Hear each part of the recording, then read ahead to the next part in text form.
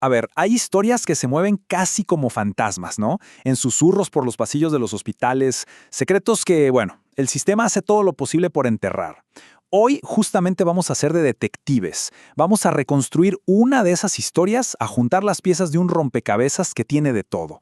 Drogas, traición y, lo más heavy, un silencio institucional que te pone la piel de gallina. Y todo, pero todo, empieza acá, con esta frase. Ojo, que esto no es un chismecito cualquiera, ¿eh? Esto es básicamente la confesión que abre la caja de Pandora. Es la punta del iceberg. Es ese hilo suelto en un suéter que, cuando empezás a tirar, te desarma todo.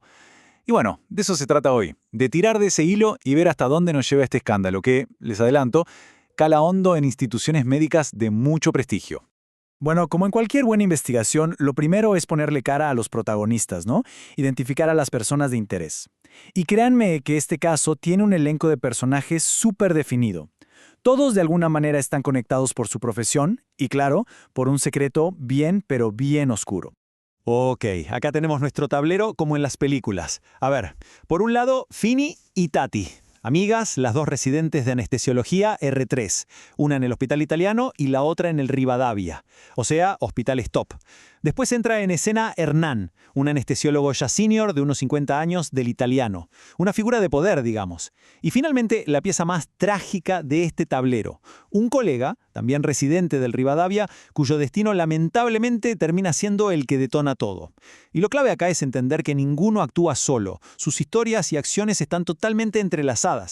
Entonces, la gran pregunta es, ¿cómo se llega a esto? Porque una cosa así no pasa de un día para el otro. Esto empieza con algo que, visto desde afuera, podría parecer, no sé, simple uso recreativo de drogas. Pero la cosa escala, y escala de una forma súper rápida y peligrosa. Sobre todo, cuando quienes están en el juego son, justamente, los que tienen las llaves del botiquín del hospital. Miremos un poco esta progresión, porque es clave. Primero, el uso social. Las amigas, Fini y Tati, consumen Tusi en fiestas electrónicas. Hasta ahí, algo que lamentablemente pasa. Segundo, esto se convierte en un hábito diario. Ya no es solo en fiestas, es en juntadas casuales. Pero acá, en el punto 3, es donde todo se va de las manos, el robo. Fini empieza a robar propofol y fentanilo del Hospital Italiano. Y no estamos hablando de robarse unas gasas, ¿eh? Estamos hablando de propofol y fentanilo. Y el cuarto paso, la red. Fini empieza a distribuir estos anestésicos a Tati y a otros colegas. Esto ya dejó de ser un problema personal. Ahora es una red de distribución criminal operando desde adentro de un hospital. Y si pensaban que esto ya era grave, agárrense, porque acá es donde la historia se pone francamente siniestra. Con acceso ilimitado a drogas de uso hospitalario, este grupo ya no se conforma con el consumo personal, no, van un paso más allá. Empiezan a organizar eventos secretos, muy exclusivos y sobre todo, increíblemente peligrosos. Fiestas que, según se cuenta en este lore, tenían su propio nombre, las Propofests. Y el objetivo de estas fiestas, si se las puede llamar así, era muy específico, lograr una infusión continua de propofol, o sea, mantenerse anestesiado. Y para lograrlo, no solo se robaban la droga, también se robaban el equipo del hospital, las bombas de infusión, todo. Pensemos en esto por un segundo. Son médicos y residentes recreando un procedimiento de anestesia general en el living de una casa. Es una locura, una arrogancia que cuesta hasta procesar. A ver, cualquiera que trabaje en salud sabe perfectamente que el mayor riesgo del propofol es la apnea, o sea que dejas de respirar. Así de simple. Es algo que controlan milimétricamente todos los días en un quirófano, con monitores, con oxígeno. Pero en estas fiestas, el riesgo no era un efecto secundario no deseado. No. Lo más increíble, lo más escalofriante, es que no solo sabían del riesgo, parece que directamente lo buscaban.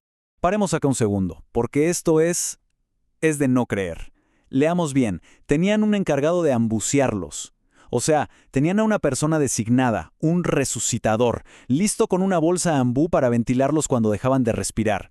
Esto significa que la apnea no era un posible accidente, era parte del plan, esperaban dejar de respirar, contaban con eso. Es literalmente jugar a la ruleta rusa pero con anestésicos y un supuesto salvavidas al lado. Y como era de esperarse, este juego macabro, tarde o temprano, se cobra una vida. Inevitablemente. Y es acá, justo en este punto, donde la historia de un grupo de profesionales imprudentes se transforma en una verdadera conspiración de silencio, donde las grandes instituciones mueven sus fichas, pero no para buscar la verdad o la justicia, sino para protegerse a sí mismas. El resultado es este: un residente de anestesiología es encontrado muerto en su habitación. ¿La causa? Una autoinfusión de propofol y fentanilo, las mismas drogas robadas. O sea, las drogas que Finney sacó del italiano y que la red distribuyó terminaron con la vida de un joven médico. La cadena de eventos llevó directamente a un final fatal. Entonces, uno se pregunta, ¿dónde están las noticias? La investigación policial, la indignación de la comunidad médica. Una muerte así debería ser un escándalo por todos lados. Pero la respuesta fue: nada. Cero. Un silencio absoluto, de esos que aturden. Y acá es donde se bifurcan los caminos. Se crean dos realidades totalmente paralelas. Por un lado, tenés la versión oficial, que es la nada misma, un silencio total, como si nunca hubiera pasado. Y por otro lado tenés el lore, el rumor, la verdad que corría de boca en boca por los pasillos. Un residente murió, las drogas eran robadas de otro hospital y las instituciones están tapando absolutamente todo. Y bueno, ¿quiénes levantaron este muro de silencio? Según lo que se cuenta, la propia Sociedad de Anestesiología habría sido clave para suprimir toda la información. Fíjense este detalle: el Hospital Gutiérrez, donde el chico fallecido hacía guardias, hizo un posteo recordándolo, y los obligaron a bajarlo, una orden de arriba. Mientras tanto, el Italiano y el Rivadavia, los hospitales en el ojo de la tormenta, mutis por el foro. El puesto del residente fallecido simplemente se volvió a ocupar, como si fuera una silla vacía y nada más. Silencio, reemplazo y a seguir. Pero claro, un secreto tan pesado es como tratar de contener agua con las manos. En algún momento se filtra. Y cuando el encubrimiento empieza a mostrar grietas, la lealtad desaparece. Se acaba el todos para uno. Ahí arranca el sálvese quien pueda. Y el círculo íntimo simplemente implosiona. El primer dominó en caer es Finney. Una colega la denuncia por el robo de drogas. ¿Y qué hace el hospital? La saca del medio con una conveniente licencia psiquiátrica. Pero acá viene la traición. Hernán, el médico senior, su amante, para despegarse del escándalo, renuncia y las culpa a ellas, a Finney y a Tati, de absolutamente todo. Y la respuesta de Finney es una bomba. Lo denuncia él por violación, diciendo que esos encuentros pasaron mientras ella estaba drogada, con drogas que él mismo le daba. Ahí sí, el pacto de silencio se hizo 1000 pedazos. Y cuando parece que ya se sabe todo, se sigue tirando de ese hilo y ¡sorpresa! Esto no era cosa de Finney, Tati y Hernán. No, la red de consumo y de complicidad era mucho, pero mucho más grande. Una verdadera telaraña que se extendía por varios de los hospitales más importantes de la ciudad.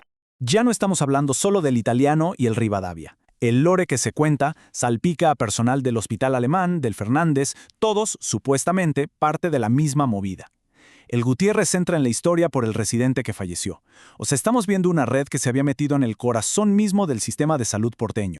Y por si fuera poco, hay más.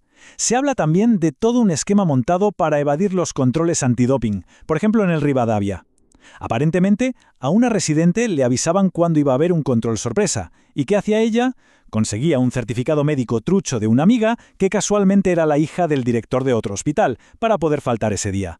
O sea, premeditación, una red de favores, todo un sistema para engañar al propio sistema. Al final, creo que lo más importante es entender esto. El problema no son solo 3 o 4 manzanas podridas. El problema es una cultura, un sistema, que primero permitió que todo esto pasara y que después, cuando todo explotó, usó todo su poder para ocultarlo. Es un sistema diseñado para autoprotegerse, cueste lo que cueste, por encima de la ética, de la justicia y hasta de la vida de la gente que forma parte de él. Y todo esto nos deja flotando una pregunta bastante inquietante, la verdad. Esta historia la conocemos por un rumor, por un lore que se filtró casi de casualidad. Pero si un sistema así de grande y poderoso fue capaz de tapar una muerte, el robo sistemático de narcóticos y una red de adicción que involucraba a varios hospitales, la pregunta es inevitable. ¿Cuántas historias como esta nunca llegan a ver la luz? ¿Cuántas quedan enterradas para siempre en el silencio?